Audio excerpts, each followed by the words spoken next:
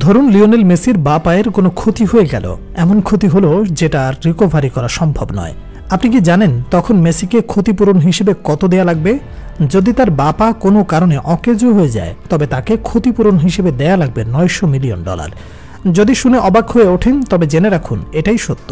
পৃথিবীর সবচেয়ে দামি বিমা করানো আছে লিওনেল মেসির বাঁ পায়ের। বলা যায় পৃথিবীর ইতিহাসে সবচেয়ে মূল্যবান বাঁ পা তার। অনেকে বলে না মেসিকে বেশ সুরক্ষা দেয় প্রতিপক্ষ রেফারি, এটাও বড় একটি কারণ। যদি মেসির কিছু হয়ে যায় তাহলে এত বড় ঝুঁকি কে নেবে? বিমা শুধু মেসি একাই করেছেন তা কিন্তু নয়, অসংখ্য খেলোয়াড় নিজেদের বিমা করিয়েছেন। একজন গোলকিপার যখন বিমা করেন তখন তার বিমা করানো হয় হাতের, কারণ এই দুটি জিনিস মূল্যবান।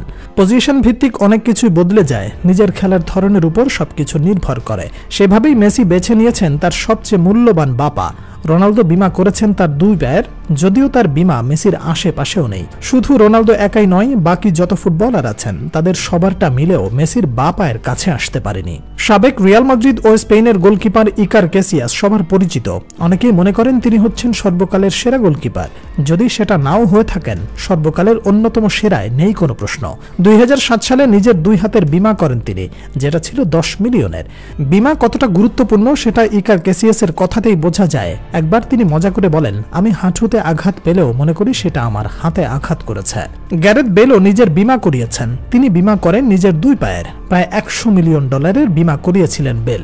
মজার ব্যাপার হচ্ছে 2013 সালে রিয়াল মাদ্রিদ তাকে দলে ভেড়ায় রেকর্ড $100 মিলিয়নেই। 2009 সালে রোনালদো যখন বিমা করান তখন $144 মিলিয়ন ছিল তার পায়ের দাম।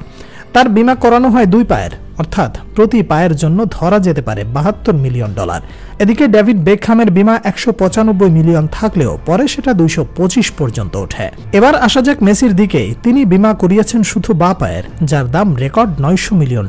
এটাই অনেক বড় কারণ প্রায় সময় তাকে ফাউল করলেও বড় ফাউল করার ক্ষেত্রে থেমে যেতে হয় প্রতিপক্ষকে। যদি কিছু হয়ে যায় তার বাঁ পা, তখন তাকে দেয়া লাগবে $900 মিলিয়ন।